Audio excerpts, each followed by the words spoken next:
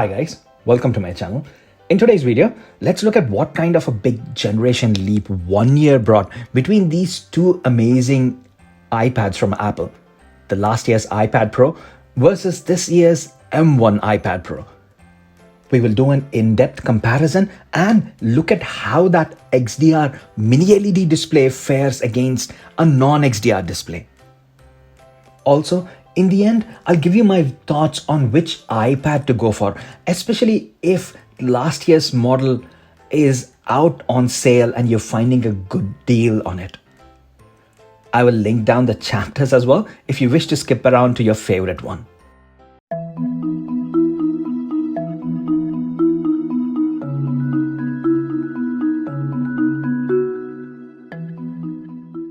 Just before proceeding, guys, please do subscribe, support my channel, and help me so I can continue making these videos for you. Let's get on with the video. First, let's look at less dramatic improvements before we head over to the mightier updates. So, starting off with the port. This year's iPad Pro gets its USB Type-C port upgraded to Thunderbolt. Well, what does this mean? Well, you will get faster transfer speeds. And you can also hook up the 6K Apple XDR monitors. Coming to data transfer speeds, if you have a Thunderbolt drive, then you would really get faster speeds. But even with the typical USB Type-C external drives, you should see an improvement. So here I have a USB Type-C SanDisk pen drive, and it's got a movie file which is just over a gigabyte. Now I'll try to copy that over to the Files app. Let's do it on the last year's iPad first, and here goes. The time estimate is just about 13 seconds. Let's do the same on the newer iPad. So copying the same movie file again.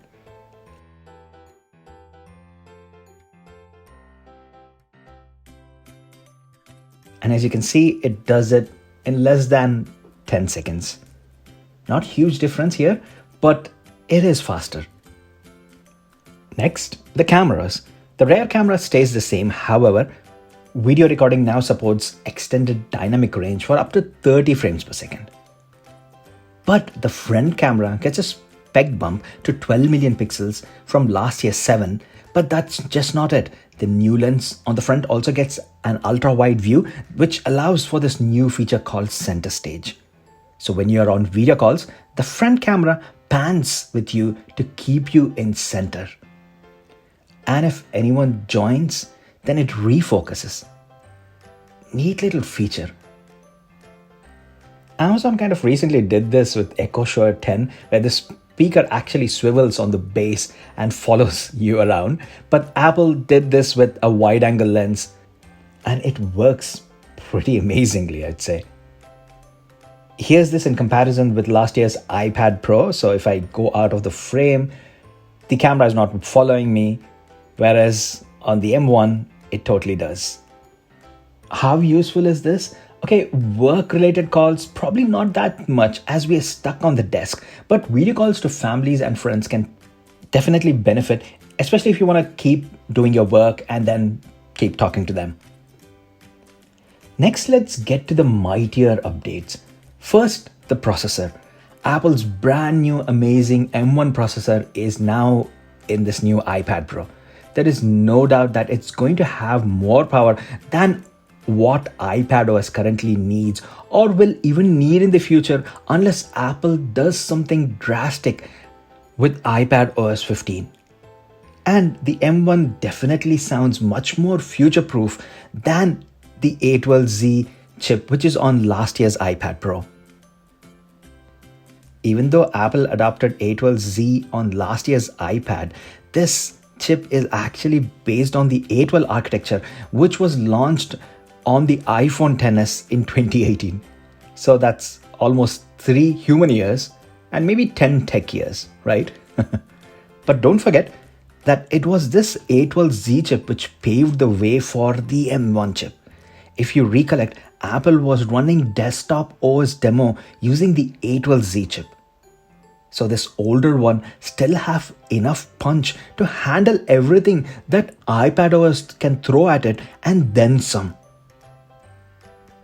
Coming to RAM, sure, I do iterate that devices with more RAM always enjoy more years of software support. But the 6 gigs in last year's model, I found it is plenty for iPadOS. There's so many times that I wanted an app to refresh, which was open for a while, but it doesn't because the RAM holds onto it. You can now only imagine how that's going to be when you bump it up to 8 or even 16 gigs. Now, if you're interested in numbers, I always go by GeekBench scores, and if you can see, you nearly get 600 improvement on single core score and 3500 in multi-core scores. But the graphical benchmark score is much more dramatic. It's almost double that of last year's iPad model. Wow, to simply put, don't think you'll need an iPad upgrade anytime in the next decade if you get this M1 iPad. You might just have to replace the battery somewhere around the year 8 mark, but I think you'll be more than set for years to come. But enough talk, let's put it to test and see how far behind last year's iPad Pro really is in comparison. First, let's do day-to-day tasks and see the difference. I've updated all the apps to the current versions and the OS also to the current version, and before starting, I've cleared off everything from the memory. So first, day-to-day apps. Let's start off with Safari. 3, 2, 1, go. Pretty much instant on both of them. Next, Files app. Again, instant. Let's do App Store. Okay, the M1 Pro got it slightly quicker, but it's 2 different screens here, even though I cleared everything from the memory. Next, iTunes Store. For some reason, the last year's iPad Pro got it quicker. Next, let's do Apple News. The M1 iPad is slightly quicker here. Next, let's do some movie apps. Apple TV. Okay, almost instantaneous. Both of them got at the same time. Next, Prime Video. Okay, the M1 was just a tad quicker, but both are same. Let's do Disney Plus. The M1 is slightly quicker, as you can see, but not bad. The last year's is not far behind at all. Let's do some iStuff apps. Numbers. Okay, just a tiny fraction quicker on the newer iPad. GarageBand. Almost same, but M1 probably just a minute fraction quicker. Let's do some pro apps now. iMovie. Both got it at the same time, really. Let's do LumaFusion next. Mind you, LumaFusion is updated for M1 chip as well. Okay, the M1 iPad got it quicker. Let's do games next. Obviously, starting off with Asphalt 9.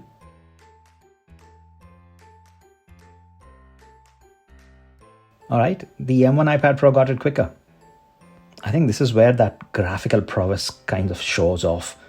Let's do EA Racing.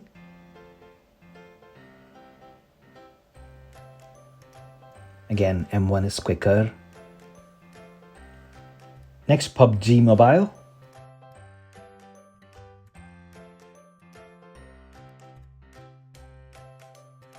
M1 got it slightly quicker, but again, last year's iPad isn't far behind. But yeah, there you go. Finally, let's do one more. Angry Birds AR. M1 got it quicker, but as you can see, last year's iPad Pro isn't far behind. Next, let's do the 4K movie export test. Now, I've got iMovie here with the same kind of clip on both of them. It's just about 10 minutes long and it's 4K shot at 30 frames per second. Now let me go and hit the export button. I will save video and then start the stop clock at the same time.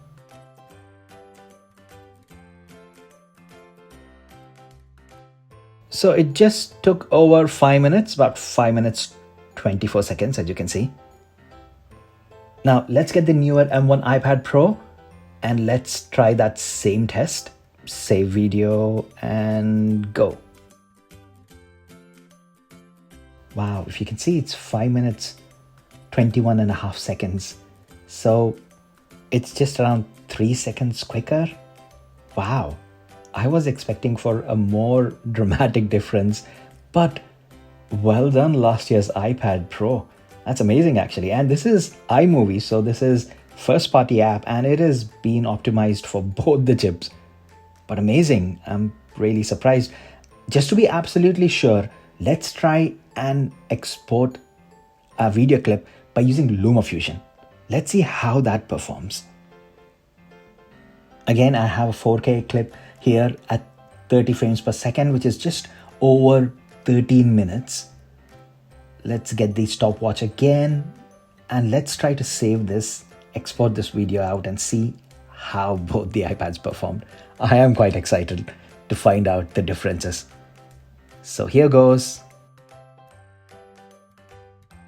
So the iPad Pro 2020 took about 7 minutes 40 seconds to export this 13 minutes 4K video clip. Now let's get the M1 iPad Pro and start the export. And it took over 7 minutes 38 seconds. Wow. So the M1 iPad Pro is about 2 to 3 seconds faster. I am actually amazed at this. I'm really surprised at how well last year iPads Pro is working, proving the point that the A12Z is fast enough for whatever iPad OS needs at this point. Now that we have all these apps open, let's see how many of them are staying put without reloading. So let's go to the very first one, Safari. And that is fine. Let's try the next one, Files app, that's fine. Let's do a few more, including games. So as you can see, both of these iPads are holding onto applications without refreshing. Now, if you had more open, maybe the extra 2 gigs of RAM on the newer iPad will probably keep more apps without refreshing in the background. But on typical usage, I think both of them are doing perfectly fine here. Now let's try something else. Let's try to compare that XDR and non-XDR displays and see how it goes. It's not a straightforward comparison here, guys, because in order to get that mini LED XDR Super Retina display, you'll have to go for the bigger 12.9-inch size, as Apple doesn't offer the same kind of a display in the newer 11-inch size. So this wouldn't be a fair comparison, but the main point of this comparison is to see how much of a dramatic difference the XDR display will make, and then it will give you an idea if you actually need to spend that extra cash and get the 12.9-inch iPad Pro, especially if you do not have the requirement for a bigger screen. I have removed the screen protector from my whole 11-inch iPad Pro just to keep this comparison completely fair. And what you're seeing are completely naked screens on both these devices without any sort of distortion caused by screen protectors. So lights out, let's get on to full-on cinematic mode, and here we go. First, a high definition video on YouTube. Not sure if the camera can capture this, but if you can see, the black bars are deeper blacks than the other iPad. Not so much color saturation. I mean, it's slightly better on the new model, but the old one is not bad at all. Let's try a HDR film. Wow, the black bars. You can clearly see they are so deep black on the new iPad, whereas on the old one, wow, there's so much light on these black strips. The colors again are not bad, but they're slightly richer on the newer model. Next, let's try a YouTube video. Again, the black borders is where you see the difference. Otherwise, colors look almost identical.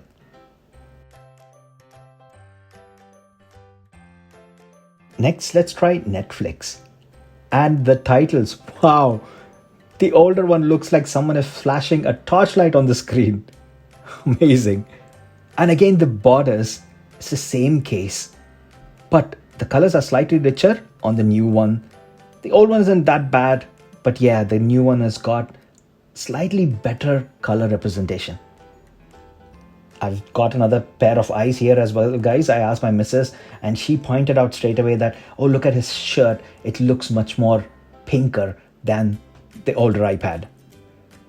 Okay, I'd be lying if I'm saying that the mini LED display is not better than the other, especially those dark bars make your movies more enjoyable. Now, is that reason enough to pay nearly £250 more for the big iPad if you don't need that bigger screen? Or almost pay double the cost of an iPad Air for if you're not a pro user?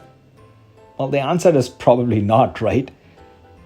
But mini LED technology is really cool and it makes the already industry-leading Apple's displays even better.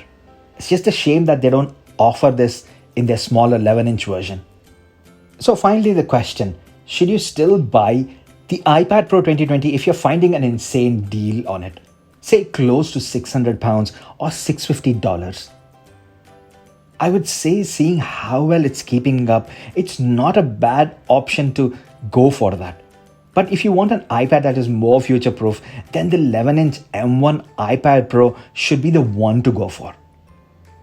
And coming to the 12.9-inch mini LED model, see if you really need a big screen, as there are several compromises to be made when you buy a bigger screen. I'm going to make a video on that soon. But yeah, don't just base your decision on that mini LED display, even though it is stunning. See if you really need an iPad which is going to be mostly used on the desk and you're going to do away with your laptop altogether, then you can decide on the bigger screen size. So that's all for the video, guys. I know it's a lengthy one, but hopefully it did give you clarity on how these both devices perform. And if you stayed until here, then drop down in the comments below the phrase M1 iPad Pro and I'll definitely heart and reply to that comment. And once again, guys, please do subscribe, support me, hit that like button if you like this video, so YouTube algorithm will push this video to more viewers out there. And there are many more interesting videos coming down your way, so please be subscribed, guys. And as always, thanks a lot for staying with me until the end. I will see you in my next video. Bye for now.